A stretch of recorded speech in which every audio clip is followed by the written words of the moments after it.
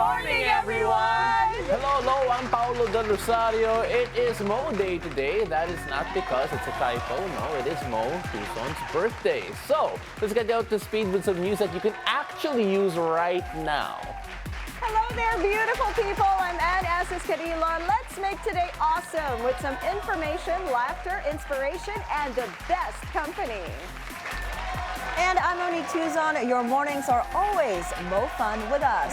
Join us in the next hour and a half for stories and conversations that matter. Happy birthday, Thank you. I'm so happy Paul said Mo Day. What a compliment.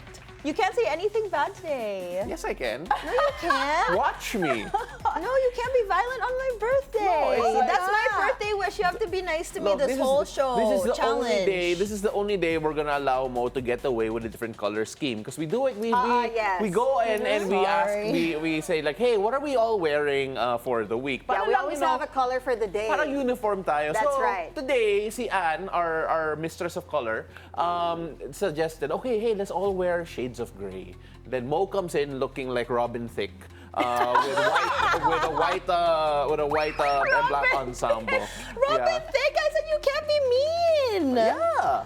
Well, I didn't have it looking like Robin Thicke. Why is that mean? I don't look like Robin Thicke. I look like my own person. It's my birthday. I look So like it's Mo like today. imagine Robin Thicke when he had blurred lines, but instead of wearing like blurred looking like a referee, lines. it's just a black and white. It's referee chic. That is the theme today. You forget that athletes don't like referees. I'm not an athlete, but then I don't like referees.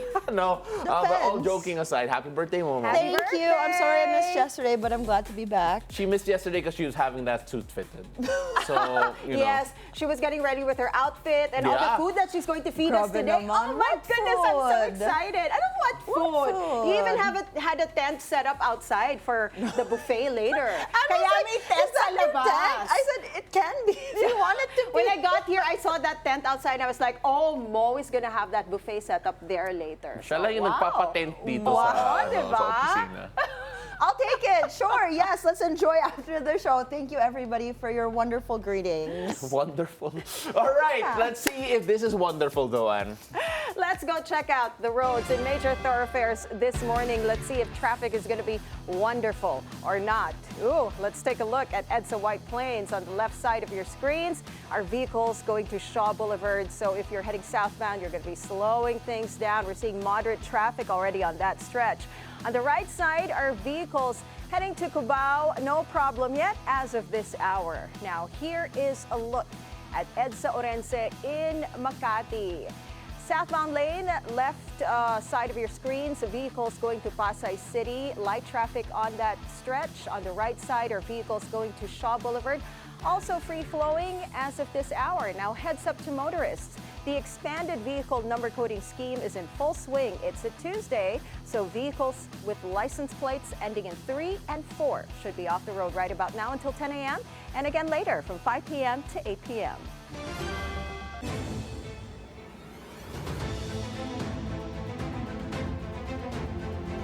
Now let's find out what the weather is going to be like on this beautiful Tuesday. Paolo has today's forecast from Weather HQ. Take it away, Pao Pao.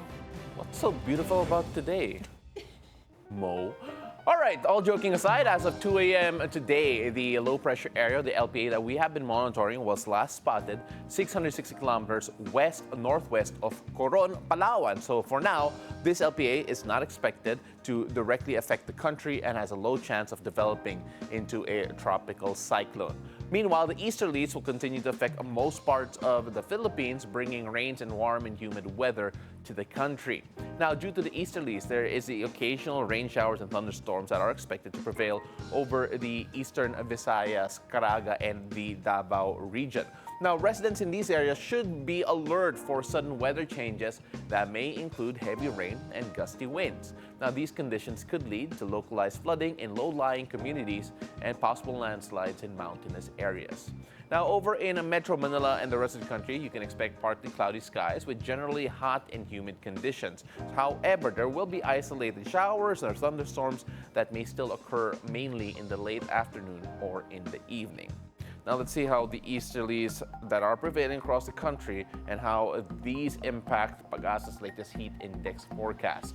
Now, leading the heat index chart today is Etiague and Isabela. Now, this has a scorching 45 degrees Celsius. Currently, it is the hottest place in the country. Remember, the heat index takes into account the air temperature as well as the humidity, so this is the feels-like temperature. Now, close behind with a soaring 44 degrees Celsius are Tuguegarao City in Cagayan, Sangli Point in Cavite, and Daet in Camarines Norte. Now, residents in these areas are strongly advised to limit outdoor activities, drink plenty of water, and watch for signs of heat-related illnesses. Now, several more locations are reporting a dangerous 43 degrees Celsius. Now, this include Pasay City in Metro Manila, Quezon City in Metro Manila, Dagupan City in Pangasinan, Subic Bay, Olongapo, San Ildefonso in Bulacan, Camiling Tarlac, Tanawan, Batangas, Alabat, Quezon, Pili Camarines Sur, Catarman, Northern Samar, and Zamboanga City. There are areas expected to reach 42 degrees Celsius, and these include Apari in Cagayan, Iba, Zambales, Muñoz in Nueva Ecija, Hacienda Luisita in Tarlac City, Coron, Palawan, San Jose in Occidental Mindoro, Cuyo, Palawan, Legazpi, Albay, and Virac, Catanduanes. Now, more locations forecast to hit high degrees of Celsius are Masbate City, Roas City in Capiz, Iloilo City, Catbalogan in Western Samar, Baybay in Leyte, Guian in Eastern Samar, Maasin in Southern Leyte, and in Davao City. All this around 42 degrees Celsius still. Now, in light of these extreme temperatures, Pag-asa and health officials strongly advise the public to stay hydrated by drinking water regularly, avoid outdoor activities between 11 a.m. and 3 p.m., and monitor children, seniors, and people with medical conditions closely.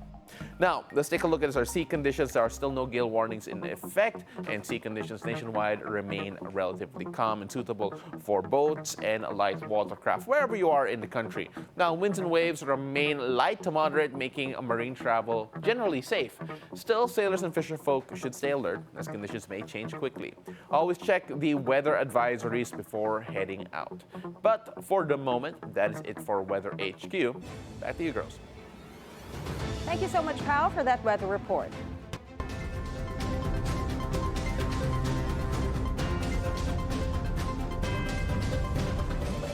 There is no stopping the midterm elections on Monday, May 12th. That's according to the Commission on Elections, following reports online that the polls will be moved to May 10th. The poll body clarifies these social media posts are fake. COMELEC reminds the public not to believe unverified information online. It also warns spreading false information is punishable by law under the Omnibus Election Code. Voting on May 12 will start at 7 a.m. to 7 p.m. And early voting will be set for senior citizens, PWD, and pregnant women from 5 a.m. to 7 a.m. COMELEC Chairman George Garcia had asked PBBM to declare May 12 as a holiday to encourage more voters. Administration-backed candidates are still leading the Senate race with the midterm elections fast approaching. The latest Pulse Asia survey shows Alianza bets like Erwin Tulfo, Tito Soto, Bong Revilla, and Ping Lacson are again included in the projected winning circle. But Senator Bongo of PDP Laban remains number one. Also in the possible Magic 12, Bato de la Rosa, Willie Revillame, Manny Pacquiao, and Bam Aquino. Just outside the list are Senator Amy Marcos and Philip Salvador. The survey was conducted from April 20 to 24. President Bongbong Marcos and his Alianza senatorial slate returned to Cebu after being endorsed by One Cebu, the region's dominant political party. Cebu Governor Gwen Garcia thanked PBBM for prioritizing Visayas for the deployment of the 20 pesos per kilo rice. She said that in this era of fake news, it's important that government officials give direction to the people on what is true. For the president, the unity of Cebu provides a good example, especially in a time when the region's economy is on the rise. Bakit maganda ang pananaw ng mga investor, ng mga negosyante, mga turista? Bakit ganyan? Dahil po, kayong lahat ay nagkakaisa sa ilalim ni Governor Gwen. Kayo ay nagkakaisa, tumutulong sa One Cebu. Manila mayoral candidates continue to woo voters with focus on those in the district strongholds of ruling party Asensio Manileño, led by incumbent Mayor Honey Lacuna. Team Yorma's Choice, led by former Manila Mayor Isko Moreno, held its meeting de avance, while Asensio Manileño conducted house-to-house campaign in District 6. Meanwhile, mayoral candidate Sam Versosa campaigned in District 5, which consists of Paco, Ermita, San Andres, Intramuros, and Malate. Kung meron lang akong ipapangako sa inyo lahat na hindi nyo lang kayang sabihin sa inyo, ito yun, hindi ko po pag-iipisan ang pera ng Manila. Back-to-back road tragedies, just days apart, with the latest one happening right at the country's main airport. As G. Baroga reports, the Transportation Department is taking swift action following one fatal accident after another. Ang hustisya ay para sa lahat ng Pilipino na ngayon ay takot sa ating mga kalye. Hindi lang para dun sa mga pamilya na namatayan. Kasi ngayon, people like you and me, all of us here, feel unsafe on our own roads. That was Secretary Vince Dizon speaking after two tragic incidents just days apart. The May 1 SCTEX crash that killed 10 people and the May 4 NAIA Terminal 1 accident that claimed 2 lives, including a 5-year-old girl. During Holy Week alone, transport agencies recorded hundreds of crashes and nearly 100 drivers tested positive for illegal drugs. The DOTR already formed a road safety task force prior to these incidents, with new rules and reforms already in motion. Among them is a strict order requiring all public utility vehicle drivers to undergo mandatory drug testing. Lahat ng PUV driver ay kailangan mag-mandatory drug test. The LTO and the LTFRB and the DOTR will be working with PDEA to implement mandatory drug testing. Also on the list, shortening maximum bus driver shifts from 6 hours to just 4, hoping to cut down on fatigue-related accidents. As for vehicle inspections, Secretary Dizon admits many are falling through the cracks, and some licenses are being handed out with bribes and backdoors. That stops now, he says. Similar to the mandatory drug testing, I have asked the LTO and LTFRB to come up with very strict and enforceable and regular roadworthiness checks, similar to the standards of other countries. Hindi naman tayo kailangan mag-reinvent na ng mga proseso. Nandiyan na yan. Tignan na natin ang mga kapitbahay natin na bansa. Nandiyan naman yan. Pero ang importante doon, enforceable. The Secretary also points out that poor enforcement is a big hurdle, so expect more enforcers and better equipment on the roads soon. Secretary Dizon also backs Senator Grace Poe's proposal to set up a Philippine Transportation Safety Board to probe transport-related accidents, and is not letting abusive drivers off the hook. Social media influencers are not exempt, like Yana Motovlog, whose license is now suspended. According to the Secretary, more are on the chopping block. May makita kaming i-post sa social media na nag-aabusadong driver, automatic suspendido yan, 90 days yung lisensya ninyo. Walang investigasyon, walang hearing. Pag may nakita kami na may video, na may pruweba, na umaabuso kayo sa kalye, suspendido kayo. Automatic. Meanwhile, the Solid North bus driver involved in the multi-vehicle crash at SCTEX, who initially refused a drug test, has already lost his license. As for the NAIA crash, the investigation is still ongoing, but many online pointed fingers at the weak bollards that failed to stop the vehicle. According to documents, those bollards were part of an 8 million peso project from 2019 under former DOTR Secretary Art Tugade. Now, even that is getting a second look. On Bilyonaryo news channel's On Point, Secretary Dizon shared that he and NAIA Infracorp President and ultra-billionaire Ramon Ang have already talked about replacing the failed barriers.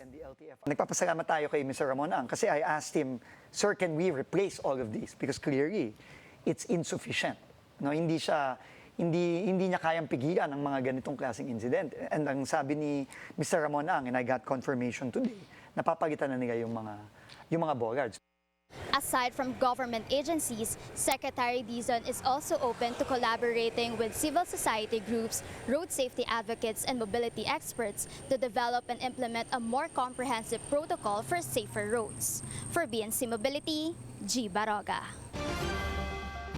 Let's now bring in motoring journalist and road safety advocate James Deakin for this discussion. He now joins us live via Zoom. It's a beautiful day. James, welcome to the show. Great seeing you again. Good morning. Thank you for having me. All right, James, road safety has been all over the news recently. We can talk about the NAIA SUV crash. We can talk about the SETEX bus accident. Right now, all of these issues are being highlighted, and some people are worried that maybe some of the changes proposed or maybe some of the legislation might be reactive rather than having a more long-term view. In your view, though, do these incidents highlight basically what our current road safety framework is at the moment? Yes, I think it's very revealing. And I do also share the same concern that this is just reactive. I've been around the block more than once, as they say, and I've seen this happen over and over and over again. There's a public outcry, there's an outpouring of grief, an outpouring of emotions, and then it just disappears into nothing again. And that's where my concern lies. It's like, can we stop doing this same old game where we keep pretending that this is just the issue of the day and then we move on to something else tomorrow or the next week? We need it. We owe it actually to the victims of these accidents to really do some serious change. Mm-hmm. Well, we saw the Transportation Secretary Vince Dizon propose a few more changes, including a mandatory drug testing for PUV drivers, as well as addressing the quality of some of the road safety measures, or at least some of the safety measures in the NAIA in particular, with the safety bollards there. When we talk about, let's go first about talk about the infrastructure in terms of road safety that we have, particularly the ones in NAIA. Do you feel that the quality is there, or it's just proof that maybe we should have a review of some of the measures that we are taking in terms of the infrastructure that we have out there in terms of road safety? I call it more of a wake-up call. That's what I wrote yesterday in my piece. I think it's the final wake-up call that we should have, because if we don't take this one seriously, we're basically just playing a game of what you call like Russian relay on wheels. It's going to happen one day randomly to somebody you know, somebody you love, or it might even be you. When you talk about the infrastructure, these are all connected. Road safety is everybody's responsibility. So it's a matter of making sure that the infrastructure is safe, the licensing safe. There's so many components here that contribute to safer roads. More specifically to your point about the infrastructure in NAIA, yes, it's revealing that when you do see a situation like this, sadly, it's too late to realize that that is, I don't know if it was a contractor issue, whether it was what level the failure happened, whether it was deliberate or not. But we saw that that bollard had one job and it failed that job. And that is really the tragedy here. And then you can see this duplicated all around the country. So safety standards have to be consistent. We really have to look at all of our safety standards to make sure that we're giving the roads, the people, the best chance possible. I also dislike the fact that we're very much into theater when it comes to safety and security, right? We tend to do this a lot. Like you go into a car park and they put the little mirror under your car and all this kind of jazz. Are they really checking? I mean, what are they really doing? Thankfully, NAIA removed that layer. But could you imagine how insulting it was before, where you would go through the car park and you had to go through a full security check and all these different things. But at the end of the day, your weakest link is those bollards. So do you see what I mean? You're only as strong as your weakest link. And that goes, I think, double as much in road safety because you don't get second chances at these things. There are global standards for a reason. We shouldn't reinvent the wheel when it comes to safety. The barriers, the bollards, the way we build our roads, the way we train our drivers. There's already a gold standard out there. What are we doing here that we're trying to do it differently? That's my frustration here. It's no secret anymore how to do this. Right, I want to touch. Sorry, Oh, go sorry, ahead. go ahead. Well, I also want to commend the fact that, I appreciate what Secretary Dizon is doing here. Um, you've got to start somewhere. I also understand his frustrations and his limitations as well. But when you talk about mandatory drug testing, is this just another lip service? Because we saw what happened with mandatory drug testing before. It just became another revenue raising scam for the people who were exploiting it. So what was happening are the innocent people were paying to, or where they were suffering because they were suffering the indignity of the whole thing. But the ones that were actually guilty were just paying it off. So it just became another layer of corruption. So as long as we're guaranteed that that doesn't happen again, then I think it's a good idea.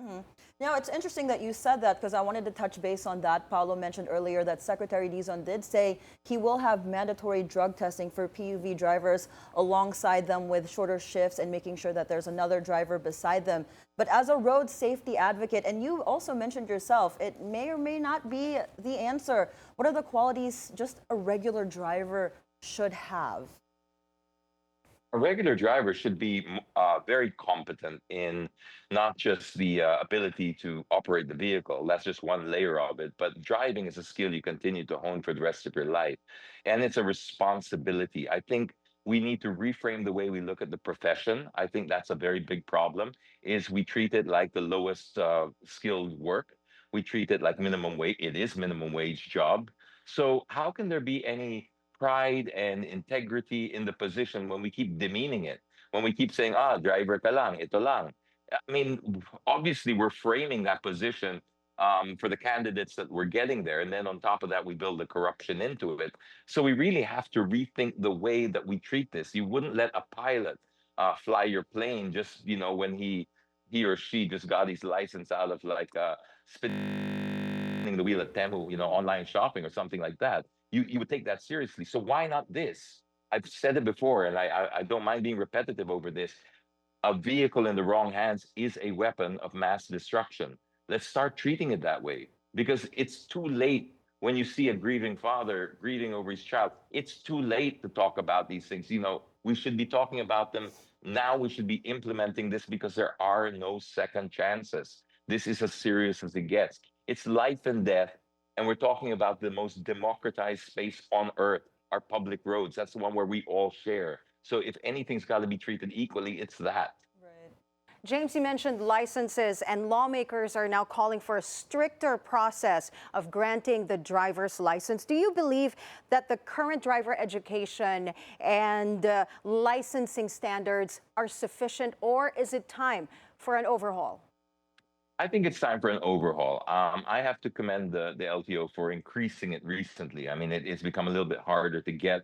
I have an 18-year-old now who's about to get his license, and it's not as easy as the other two that went through before him. So there have been changes.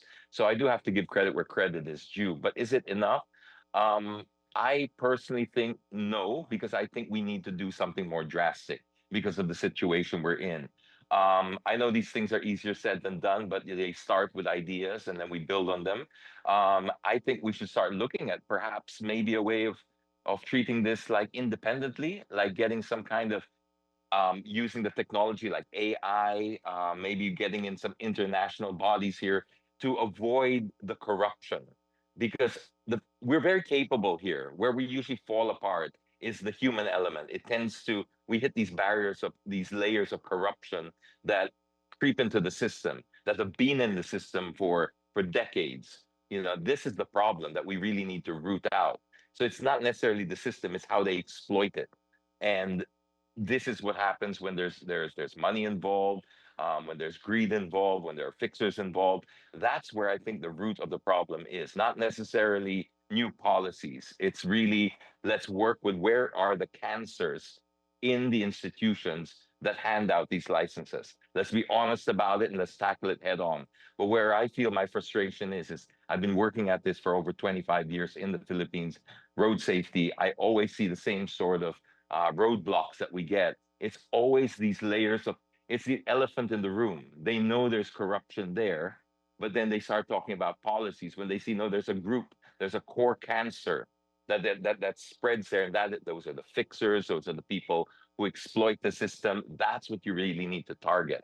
Is that otherwise everything else is just sort of gonna fall through the cracks. You know, you mentioned, you touched on a few points there, James. I want to go through a few of them first. You mentioned the policies. In light of some of these tragedies that we've seen many politicians, many legislators propose even more laws or new laws when it comes to addressing all these problems. But then my question to you would be, is it really a case of under legislation? Do we have enough laws, or is it really more about the implementation and the regulation that is present? Because there are rather, a lot of laws that at least on paper, are there. But then when we talk about the implementation, when we talk about, as you call, the human element, is that really the biggest issue and not necessarily new laws or lacking of laws for certain issues, especially when it comes to safety of PUVs or maybe even how people do get their licenses?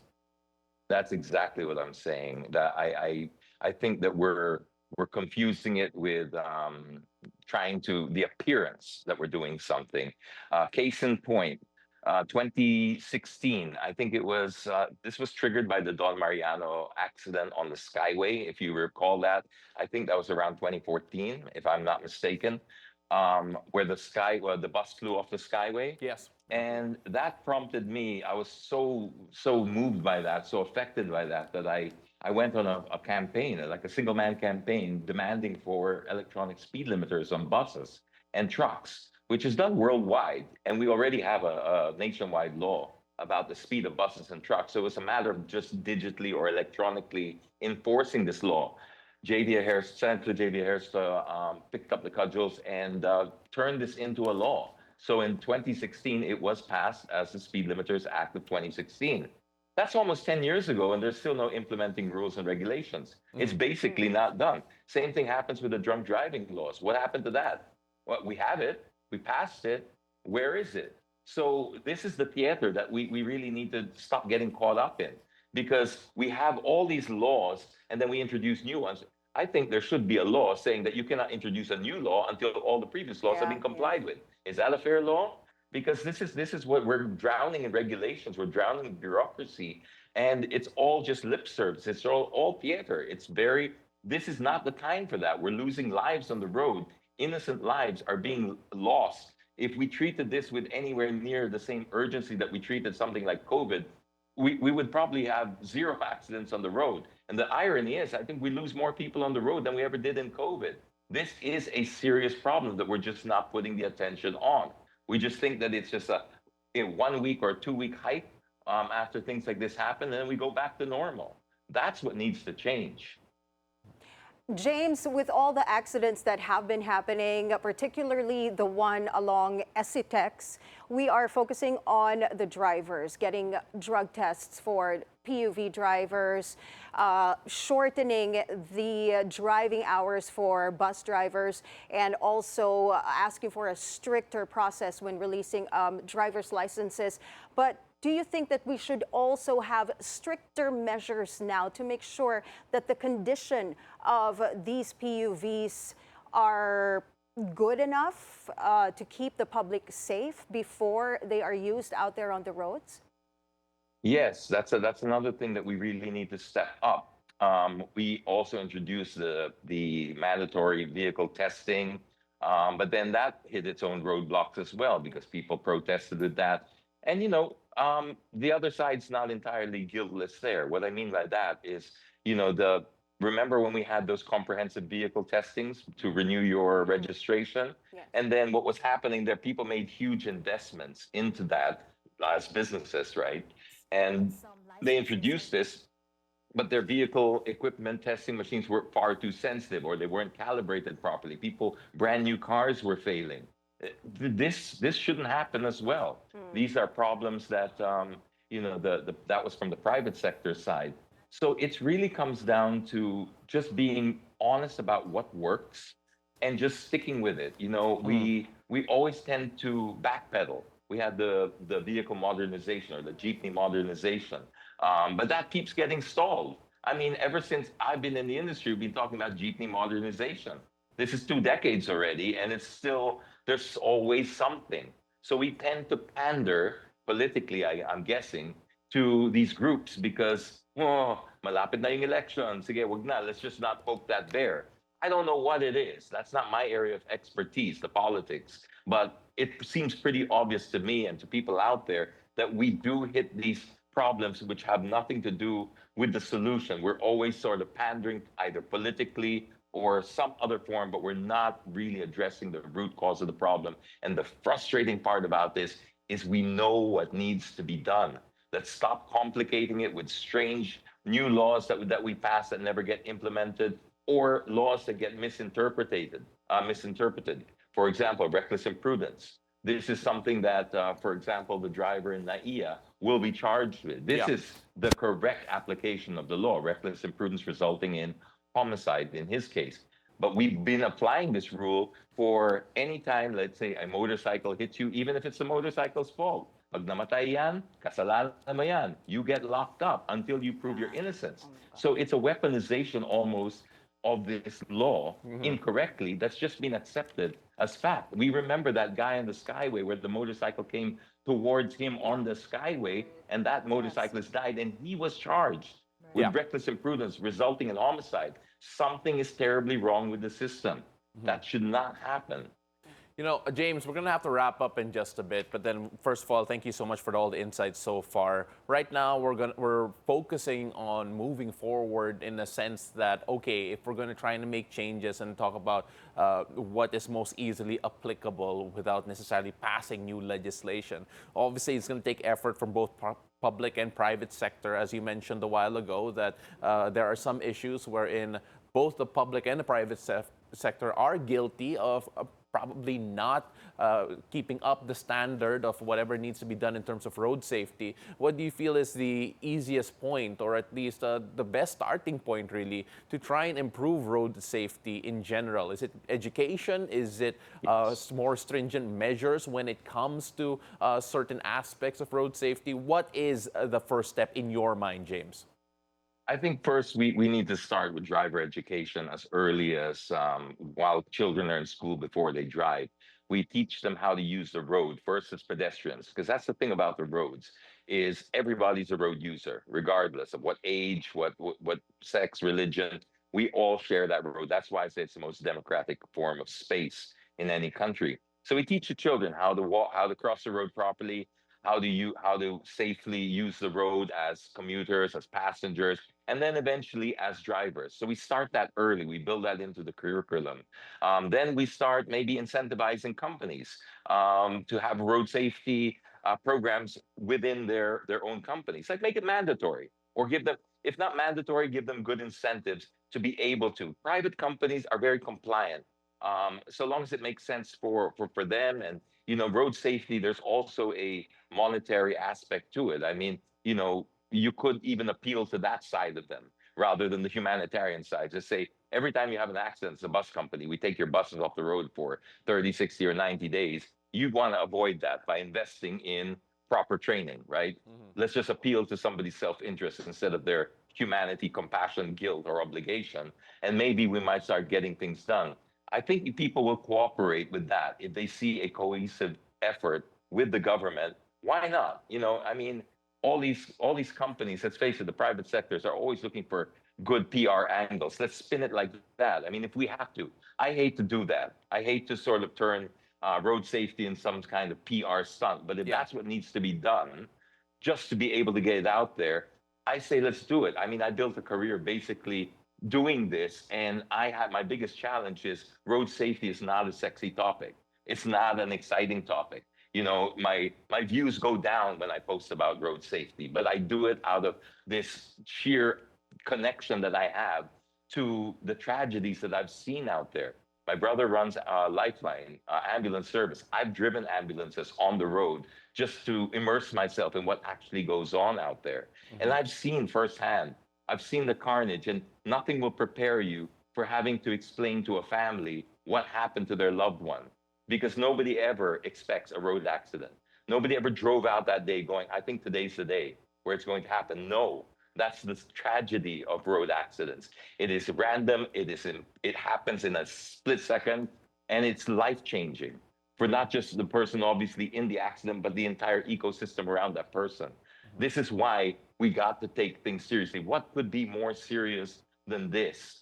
But yet we always just sort of, at the end of the day, turn a blind eye to it. So I just want to see a little bit more commitment. I want to see the driver education improved. I want to see if we have the drug testing, why don't we do also these spot drug testings like they do for athletes? You know, you just turn up at the bus station and then you just start doing a random drug test. That's how we should be doing it as well. Because when you have these mandatory ones, we're going through the same machinery as we were before. They find the loopholes again. Yeah. You know, we need to close those loopholes because we've already seen them being exploited. James, we could go on for hours Yes, we talking could. about this, but then we only have so much time. Really appreciate you coming on the show, and hopefully get to talk to you Anytime. again soon. Anytime, guys. Thank you for shining light on this topic. It's very important. He's motoring journalist and road safety advocate James Deakin. Once again, thank you so much for joining us this morning. Now, some might say film photographers are only in it for the aesthetic, but others might argue analog has become an antidote in an era where everything is instant and digital. More on that story with film photographer Nico G. Villegas after the break. So don't go away. It's a beautiful day. We'll be right back.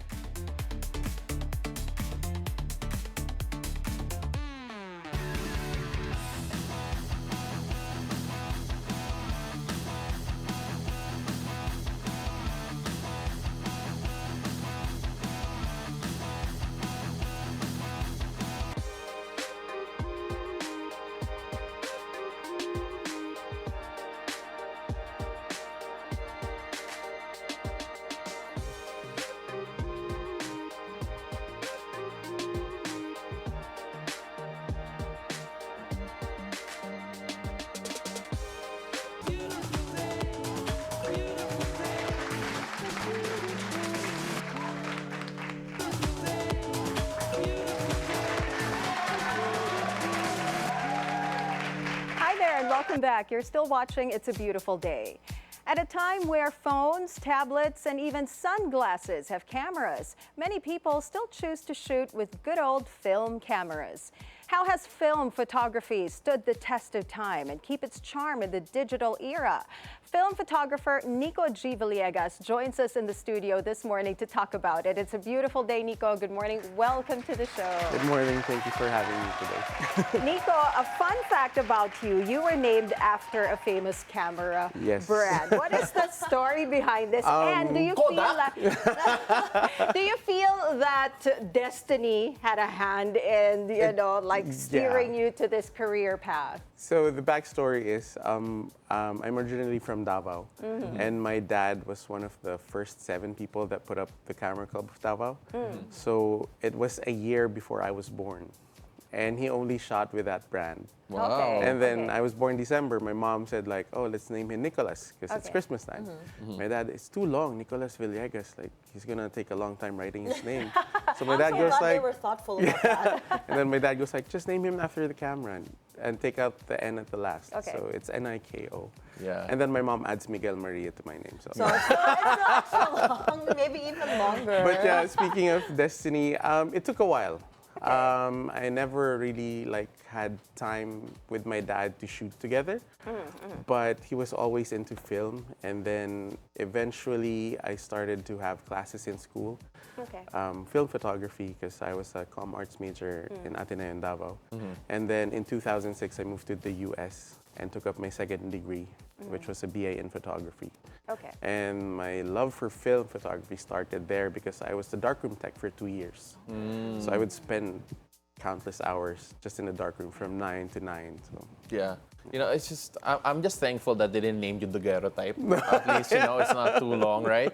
But when we talk about film, you mentioned the dark room. When I went to college, it was the last year of a dark room in LaSalle. Yeah. It just changed with the times.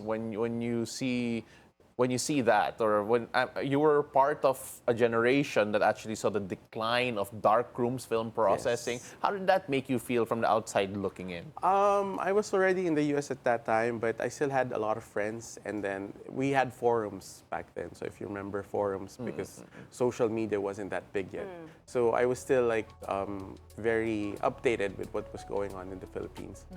But I think it was around early 2000s when lomography came into the Philippines. Yeah. And I think it was our good friends over at Team Manila that brought it in. Yes, So that was like the resurgence of film photography in the Philippines. Up until around maybe 2014, 2015, and then 2016, that's when like another big boom for film photography started again. And in your opinion, why do you think film photography made its big comeback? Because I'm seeing now so many generations. You know, in the Yes. digital era, I'm seeing apps make your photos look Yes. like old film Or photography. they have this Film new, type. Yeah, that's Yes. why. they have this new plastic cameras that don't have LCDs on the back. Yeah. So you have a memory card, it's digital, but you just take photos, but you Yeah. don't see it. There's no instant gratification. For Yeah. Yeah. I mean, so what do you think is the allure for a digital age right now? I think because there's like so much social media and like everything that's fake, film photography brings back authenticity in images. That's why I think even the younger generation, they're getting into it Okay. because like there's less Photoshop. You know, once you take it, that's That's it. it. And then it's something tangible. Yeah. You get negatives, you get prints. It's something you can actually hold. Yeah. Do you think it's also about nostalgia? Yes. Kasi now, di ba, parang people like playing the records and... CDs, cassettes are making a comeback. Most of the big yes. bands. Ano yung CD? Other records. And what time was that? At least Nico understands. That's the only important Yeah. thing. But do you think nostalgia is also at Yes, play here? because we have so much events at the lab at Sunny 16 wherein people talk about it, the community. And I guess probably 99% of the time, it's always, oh, I found this in the attic.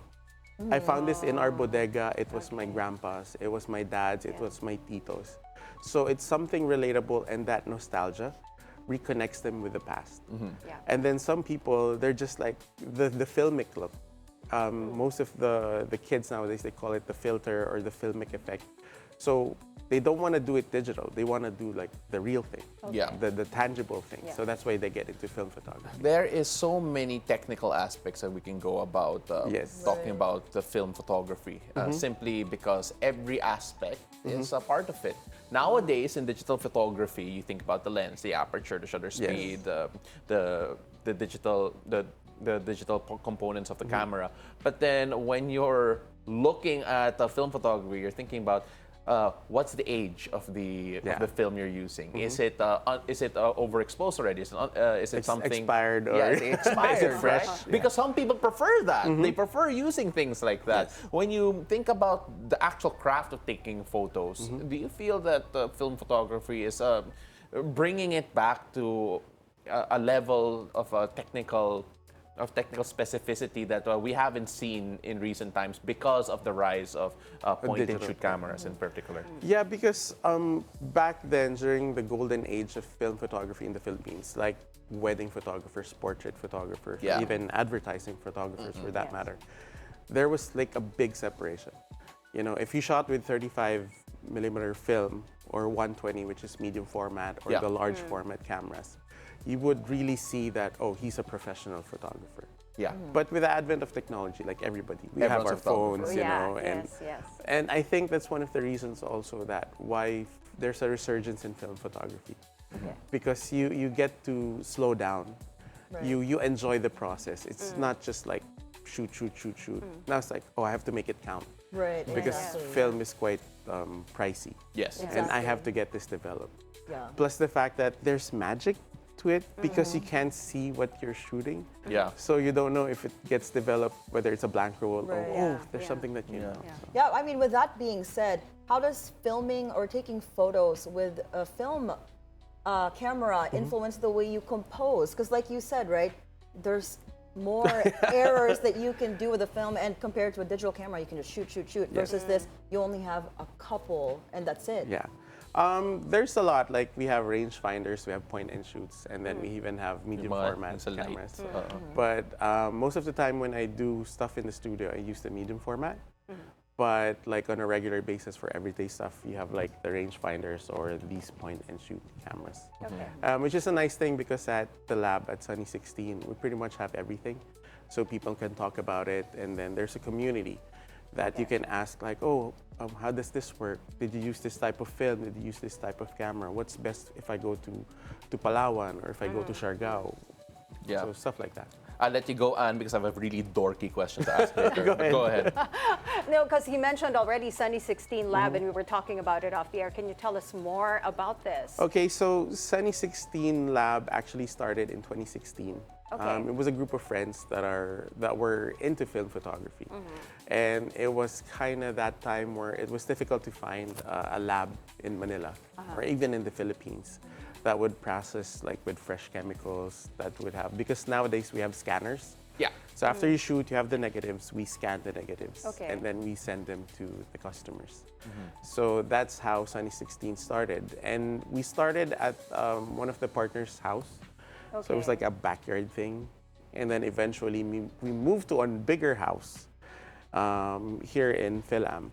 And we spent a good couple of years there. And then eventually we have what we have now on the screen.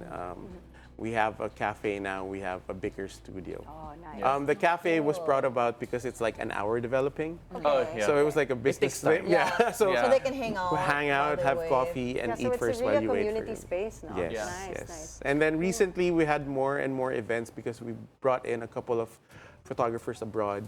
And then recently we also brought in, his name is Bellamy, he's British, but he's based in Japan. But basically he hunts cameras and he sells them online.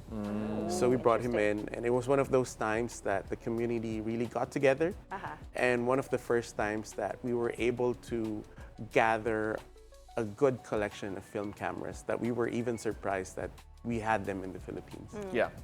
All right, so can Yeah, I you're can I doing be a dork? Oh my God, I'm so hear. excited. No, because when I think about film photography right now in this resurgence, I remember a 1974 movie by Mel Brooks. He created a movie called Young Frankenstein, and it was a movie that was created and shot as if it were in the 40s, which is black and white, using certain film cameras that in processes that weren't there anymore. Yes. And the result was a movie wherein people realized that he achieved effects visually that could no longer be achieved by the current technology. I fast forward to today, when people say that, oh, I can do film, make filters, and then replicate film, people don't realize that they can't replicate the grain quality. They can't replicate the light leaks. They can't replicate some of the other factors when it comes to all of that. When you try to describe this to the layman's, or the ones that are like saying that, why don't we just use a filter? What are the biggest differences in terms of the quality that you feel are there that makes this all worth it? Because it takes a lot of time. Yeah. It takes a lot of technique. It takes a lot of effort to get there. The light leaks, I remember Yeah, that. it's that really- was, yeah. that was a thing when we were in college. Do you remember there was an app where they had different light leaks, like different Yeah, angles? exactly. That's so crazy. that's the thing. Because the movie in 1974 that I was referring to, apparently, when they shot people, there's a halo effect around them that you can only achieve in black and white, and with a certain film and with a certain lighting that no one uses today because of technology. And when you talk about film techniques, it feels the same way. That's the thing, because there's actually a film camera brand that, because they used to make film and they went into digital, they actually were able to translate the film stock into ones and zeros, into something digital. Okay. So it was very close, and you even had settings wherein you could add grain, more grain, Yes, yeah. strong grain. So it was pretty much there. And then we also have new cameras now that you can actually add light leaks. Yeah. And then we have instant photos. Yeah. Okay. So it's all there. But sometimes when you look at the image, especially if you print it out or even on social media, you could still determine whether it was shot on film or it was just simulated. Really? Yes, yeah. So you can really tell. It has Yes. to be Yeah. a trained eye. Not really, because like Sometimes what Pao you was can saying, tell. the lens also matters. Yeah. So there are some lenses, like I'll talk about it later, with these, because, for example, this camera, this is from the 1954 to 1966. So there's a certain quality of the glass back then that Okay, only it's film, different. only film cameras can Yeah. actually produce. Well, personally speaking, what's your favorite camera and lens combo? Okay, it's actually tattooed on my arm. Oh, that is so cool. Yeah, it's a That is medium format. amazing. It's a Mamiya RZ67. So when I was in the States, struggling student, didn't have the money to buy for it. It was actually used by two of the top Hollywood photographers back in the day during the golden era of Vanity Fair. Yeah. And yeah, so I told myself one day I'm going to have that. And I actually got it, and I completed the set with everything, the handle. So it's yeah. Congrats, I love it. Well, I know getting into film photography is very daunting. So before we let you go, what's your advice to maybe us if we want to start film Yeah, photography, for or to those who want anybody who to want to start? What's get the into- best camera to get? Yeah, And whatnot? the best takeaway now is like it depends on the budget also. Oh, yeah. But good starters would be point and shoot. We also have that at the lab, and we have so many Instagram accounts and on the marketplace right now, which are reputable sellers of entry-level cameras. An SLR or single lens reflex, what you use in college, is a good starting point also because you learn the manual functions of the camera. Yeah. And then you move on to like these, like the Leicas. But the nice thing about it is like this Leica still made film cameras. They recently released one in 2022. And then this camera was released last year. Okay. So this is a film camera, the latest film camera, because they actually made a new film camera for the newer generation. Yeah. And just to add, it actually has a vertical viewfinder. Okay. Because we're so all used to vertical stuff now, Yes, even yes. like on social media, everything's like Right, vertical. yeah. So it's actually vertical because it's a half frame. So everybody, even in the past, other brands had half frame cameras. Can we but show it on yeah, camera, what it looks like in the back? The vertical viewfinder. There it's we go. here. But now it makes more sense. Yeah. Because everybody, we see in vertical format Right. Yeah, nowadays. yeah. So even on reels and. By the way, that doesn't come on the mushroom sticker. Oh, no, okay? no, no. Even this Leica has the Mario mushrooms. Yeah. So you can cute just though. the possibilities are endless. Like what I said, it's a good thing that at Sunny 16 we try to be purveyors of this art, and then we build a community so that there's not even on Facebook. You would have interaction face to face. Yes. That's why we have the cafe, Yeah, we have the yeah. studios, we have events, because that's the easiest way to ask questions and to learn Yes. more about film photography. Yeah. Okay, Can't stop wait. me. So go ahead. Go. We'll start wrapping this up. Thank Stop you me. so much for your No, time, thank you for having Nico. us. I wish Yes. we had more time kasi ang We'll dami just pa go to nating your questions. cafe and visit. Yeah, we'll go Yes, to your cafe, please we'll do, visit please you, do. and we'll Yes, have that. yes. We'll continue that conversation for sure. there. But thank you for joining us, film photographer Nico G. Villegas, ladies and gentlemen. Thank you, Nico. Thank you. We've got more stories for you after the break. Don't go away. It's a beautiful day. We'll be right back.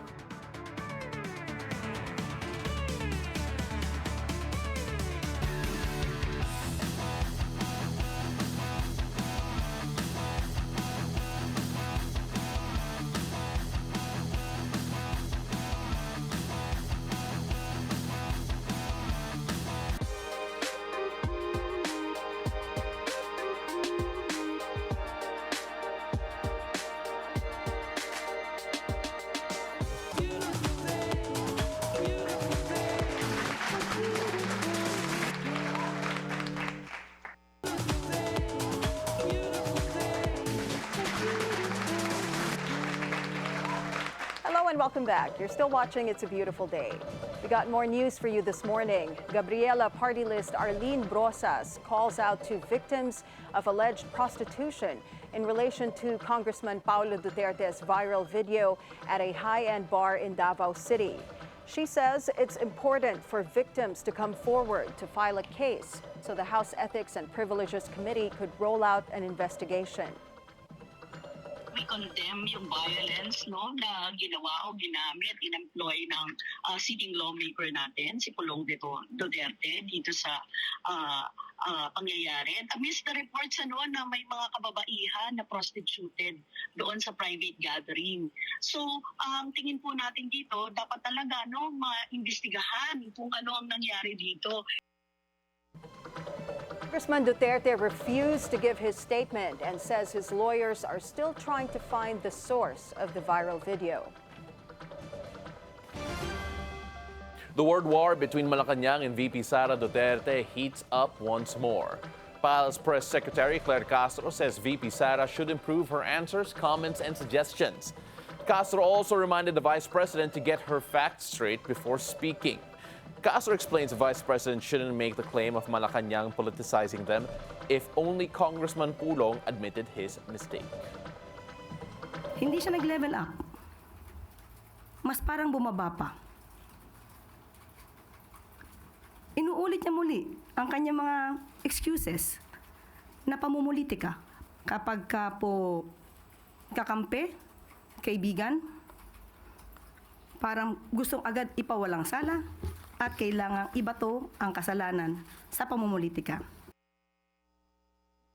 In world news, U.S. President Donald Trump plans to put a 100% tariff on all movies produced outside of the United States. Trump said on Monday that he will meet with some film industry officials to make sure they are happy with his tariff plan. Trump's plan on Sunday was the latest in a series of levies and threats on various global industries in an effort to boost industrial activity in the United States.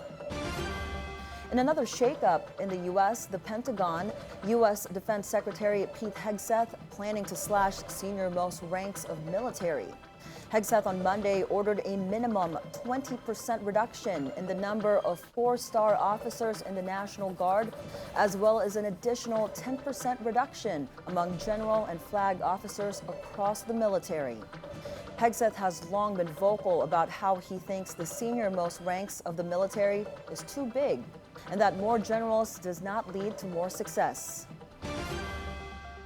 All 133 cardinals expected to take part in the secret conclave to elect a new pope have arrived in Rome, the Vatican said on Monday. The conclave will start behind closed doors of the Sistine Chapel on Wednesday, with all cardinals aged under 80 entitled to take part to choose a successor to Francis, who died last month.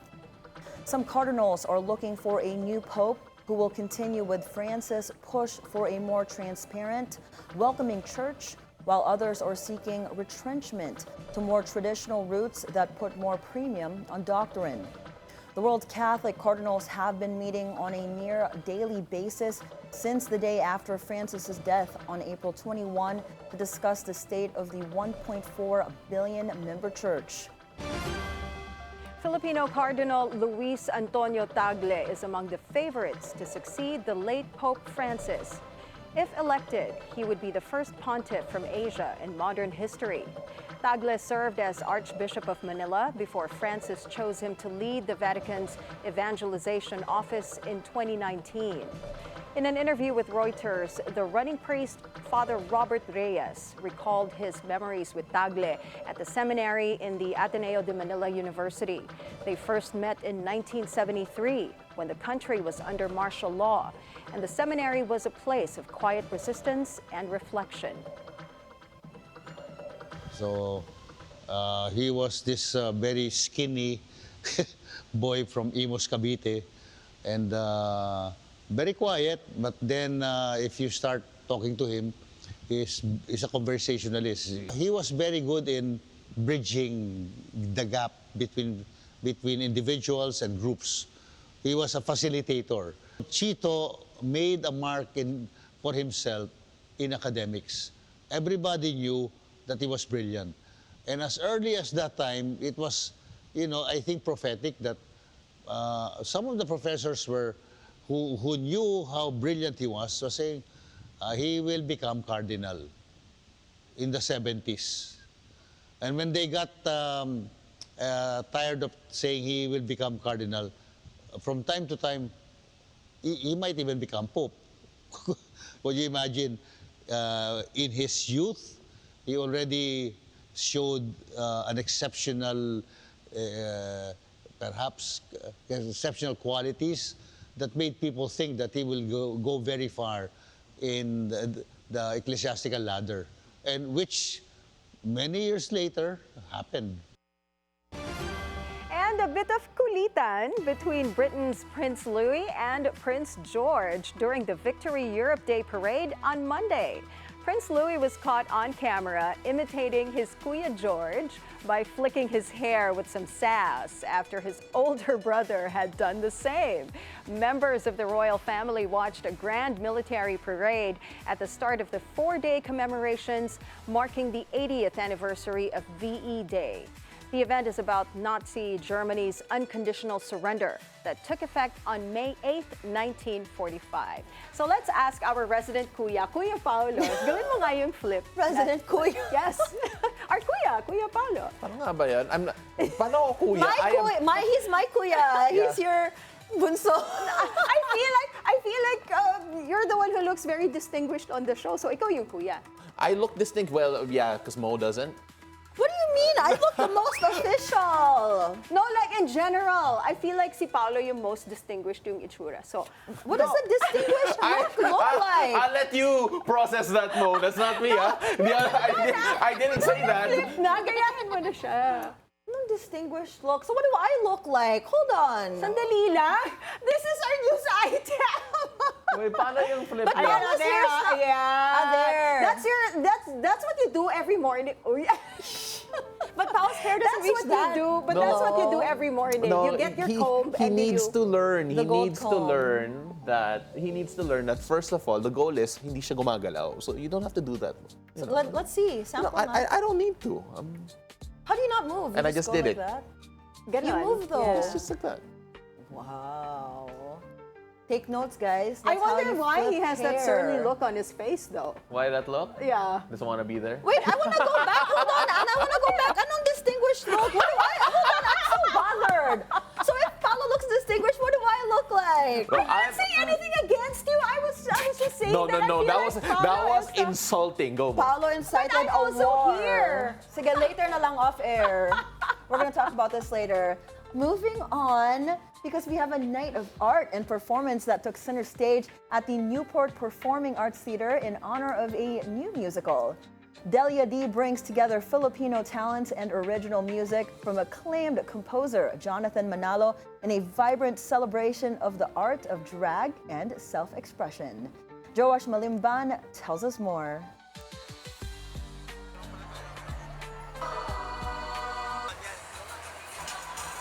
A star-studded evening, Delia D boasts a stellar ensemble of Filipino performers, bringing to life a powerful and moving theatrical experience. At its heart is the music, with original songs by acclaimed composer Jonathan Manalo, including 6 brand new compositions created especially for this production. What's so special about Delia D? Well, of course, it's celebrating. Yeah, yes, I was just gonna say, celebrating the diversity of all of us, and of course, at the same time, Jonathan's songs. Isa ako sa mga napalad din na maging producer si Jonathan, so I'm just excited to hear this different take, diba, sa mga songs. This groundbreaking production is more than just a musical. It's a vibrant celebration of identity, self-expression, and the transformative power of drag. Delia is special because apart from it showcasing the songs of Jonathan Manalo, it's queer. It's also very respectful of the art of drag, but it's also very up to now. It's very current. So yeah, that's why I love it, and I hope that I get to see it now. But I'm just waiting for that for us to be in the theater. But yeah, I'm really excited for it. Through dazzling performances and bold storytelling, it shines a spotlight on drag as both an art form and a statement of pride. This is Jonathan Manalo. I'd like to invite all the viewers of Bilyonaryo to please come see Delia D, ang musical featuring the songs of yours truly. Siguradong mapapatawa kayo, mag-good vibes, maiimo, maiiyak, at mai-inspire. Please come and see it at the Newport World Resorts Performing Arts Theater starting this weekend up to June 8th. And as the curtains fall, Delia D leaves us with a powerful reminder that drag is not just a performance, it's passion, resilience, and art in its most fearless form. With original music, stunning visuals, and unapologetic storytelling, the show celebrates every shade of identity and self-expression. Joash Malimban, Bilyonaryo News Channel. I wonder if the D there stands for distinguished. I don't know. We've got more stories for you after the break, plus our horoscope of the day with Master Hans Kua after the break. Don't go away. It's a beautiful day. We'll be right back.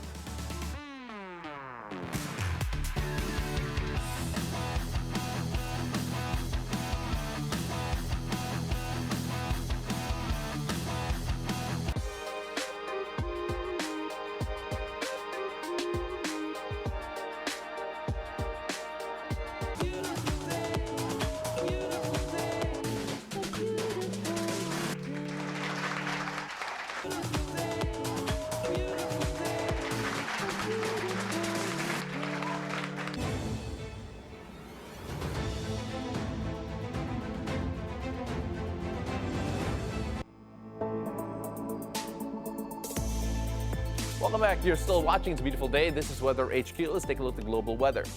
A massive dust storm struck Al Qasim province in central Saudi Arabia on Saturday, reducing visibility and disrupting daily life. The storm blanketed cities like Buraida in dense dust, making travel hazardous and affecting airport operations.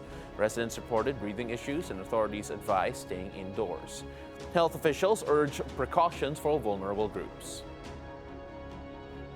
Over in Jordan, authorities evacuated hundreds of tourists from Petra's archaeological site on Sunday following heavy rainfall that led to flooding.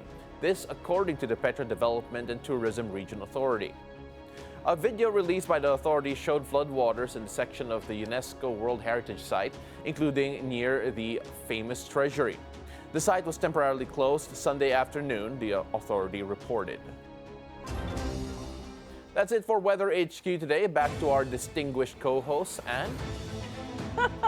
Thank you so much, Pao. Now let's find out if Mo is going to be lucky today on her birthday or not. Let's find out from resident energizer and feng shui master Hans Kua in our horoscope of the day. Take it away, Master Hans.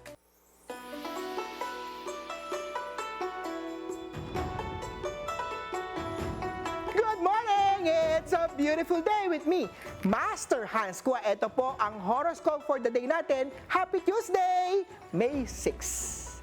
Para sa mga pinanganak ng Year of the Rat, minsan ang pinakamagandang sagot ay isang yakap lang, hug.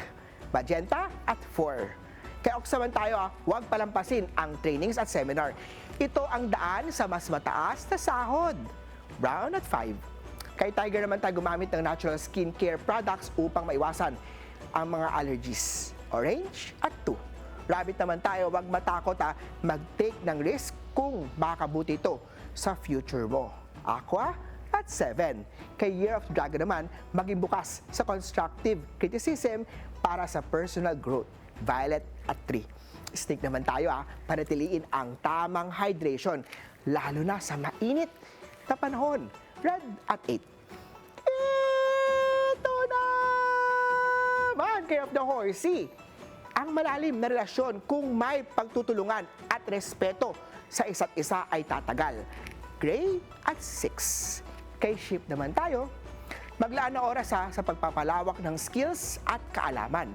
Green at 9. Kay Monkey naman tayo maging bukas sa bagong tao. Maaaring dumating ang espesyal sa pag-ibig. Pink at 4. Kay Rooster naman tayo, iwasan ang selos at mga duda. Mas makakabuti ang open na komunikasyon.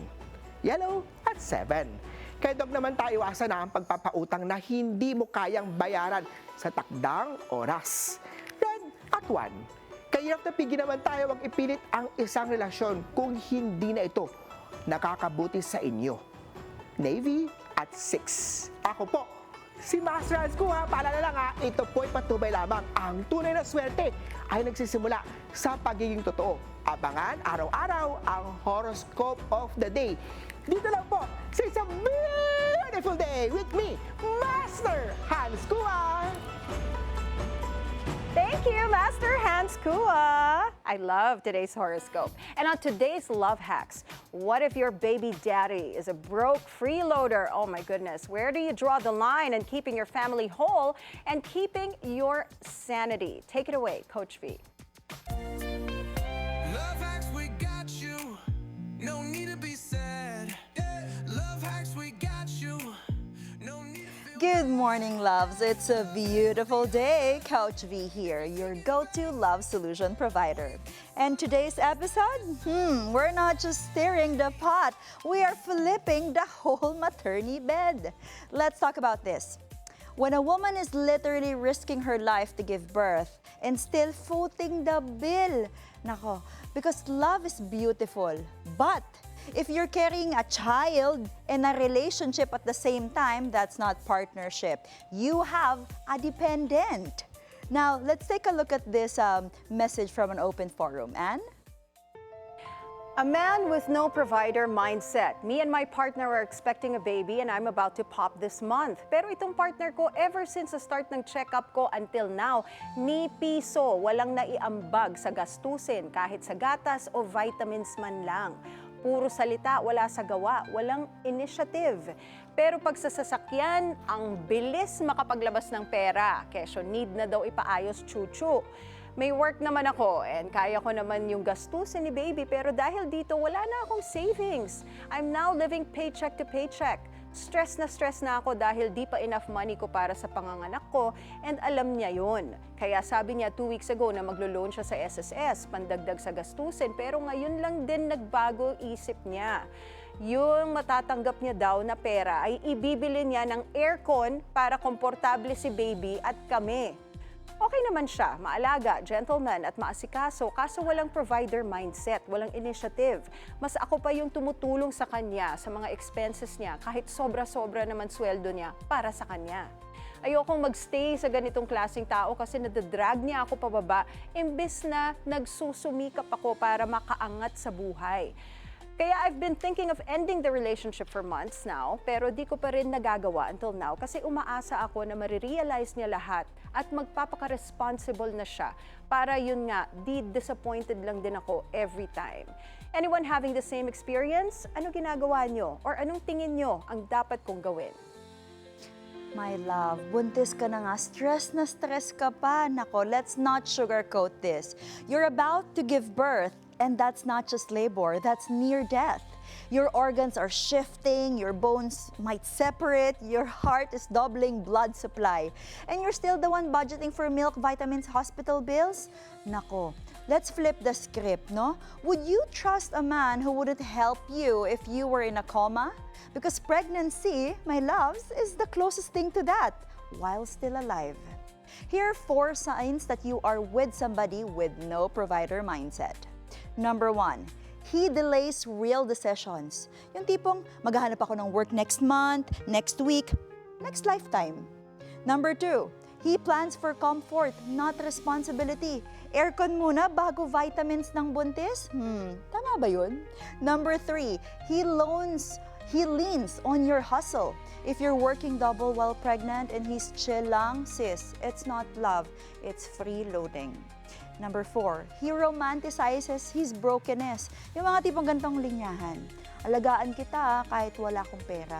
Cute? Hindi. That's called emotional manipulation on a budget. For the gents tuning in, sirs, if you're planning to be a father but you can't even buy a milk, you're not yet ready to make a baby. You're just ready to make stress. So, co-host, would you, especially the ladies, will you stay with a man with no provider mindset? No. Just because you're having a baby? No. Kasi Kahit sometimes, magkakababy na kayo? No. Kasi sometimes yung kotse, baby rin yun eh. Ayun lang. Minsan yung, minsan Joking, yung dog obviously. baby din siya. Ayun lang, isa pa. But that's red flag na yun. You can't provide. Sorry, gusto ko yung aso bringing up din. Kasi baby ko yun. But yeah, red flag yun. So if He's you... not, I mean, marriage is not going to assure you that he's gonna provide. Absolutely. Or he's gonna change. Kung umpisa pa lang, and the baby is not a reason for you guys to stay together. Okay. You So can raise the baby on your own. I totally agree with Yeah. Anne. If he already says in the beginning he's not into it and he can't provide, then why? Why it's like stay? It's just another hassle. Imagine you're providing for the baby, then you have to provide for him as well. Yeah. So pick one. At There you go. yung maalaga is not the same thing as providing. That's a very good point. Loves, if you're listening, you may already have the solutions. Now let's add a little bit more science to it. Here's what to do when you're with a man who has no provider mindset. And just to note, magkaiba yung a man with money and a man with provider mindset, because you can have money and not have that provider mindset. So let's talk about solutions. Number one, speak now. Speak clearly and not emotionally. Tell him exactly what needs to change before the baby arrives. Not next month, not after the aircon, now. Number two, set financial roles. List all the baby-related expenses, assign which ones are his, and if he can't even meet basic cost, he shouldn't be calling himself the father. Number three, secure yourself, my love. I know that you love your future husband and the baby, but open a separate account if you haven't already. You need a nest, not a shared debt. And number four, observe if actions change within 2 weeks. Yes, just 2 weeks. Not words, not promises, bank receipts, and effort ang kailangan, my love. And finally, sorry to say this, but prepare for plan B. Just like my co-host suggested, if after everything he still won't step up, you can end the relationship. Because having a baby doesn't mean you're chained to a dead weight. It means you have more reason to be surrounded by strength. And for the men watching, nako, this is tough. But don't say you love her if you're letting her labor through life alone. Pregnancy is not a solo sport. So step up or step aside. Remember, loves, if he won't step up during your pregnancy, he won't even show up during your parenting as well. So don't mistake good vibes for good fathers. And to men out there, if you're not ready to provide, protect, or participate, then you're not yet ready to be a father.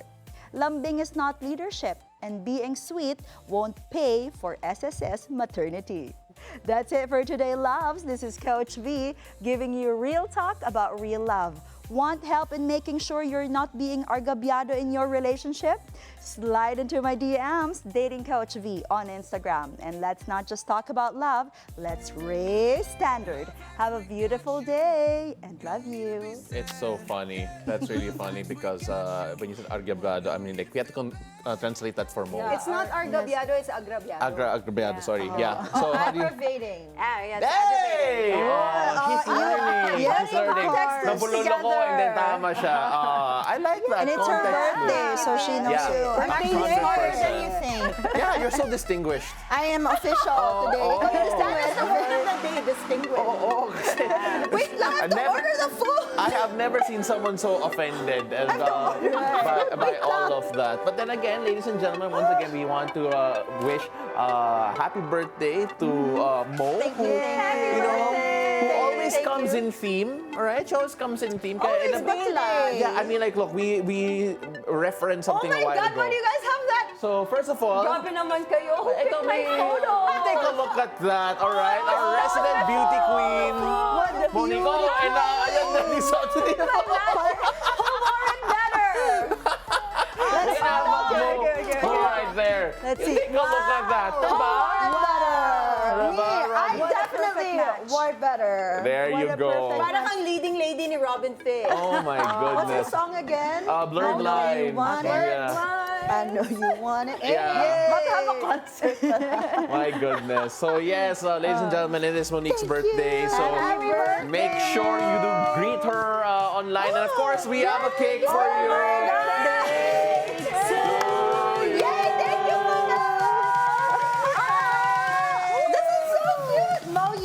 Mo Fabulous. Fabulous and Mo Distinguished. Yeah. Thank you, BNC fam.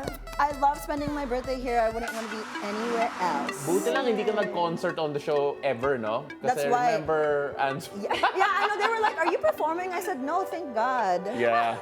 Happy birthday to you. Happy birthday, Mo. Thank you, thank you. Next time na lang yung pakain ni Mo. No, Kasi, I'm ordering pa. Wait. kasi hindi pa niya nag-order. I wonder what's Ano ka Mo's ba? Nauna pa birthday. yung tent bago pagkain. At least may tent tayo, guys. It's raining. So my what's your tent. birthday wish? My birthday wish is to be in BNC forever. Yay! Bosses, hi! Ayun, they were actually watching a while ago. They asked if cake was coming, and there you go. There is the cake. All right, so ladies and gentlemen, it's Monique's birthday. Do message her at Monique Tuzon. And for violent reactions, at Voice Talentita. Voice Don't forget. Talentita. Yeah. Again, our distinguished co-host, Miss Monique Tuzon. So that is it for us this Tuesday, May 6th. It's Mo Day. I'm Paolo del Rosario. Thank you so much for joining us. I'm Anne Asis-Carilo. Happy birthday, Mo! Make the rest of your Tuesday unforgettable by choosing joy, spreading kindness, and packing your own sunshine. And I'm Monique Tuzon. Have a great Mo Tuesday ahead. Join us again tomorrow at 7 a.m. to 8:30 a.m. only here on It's a Beautiful Day.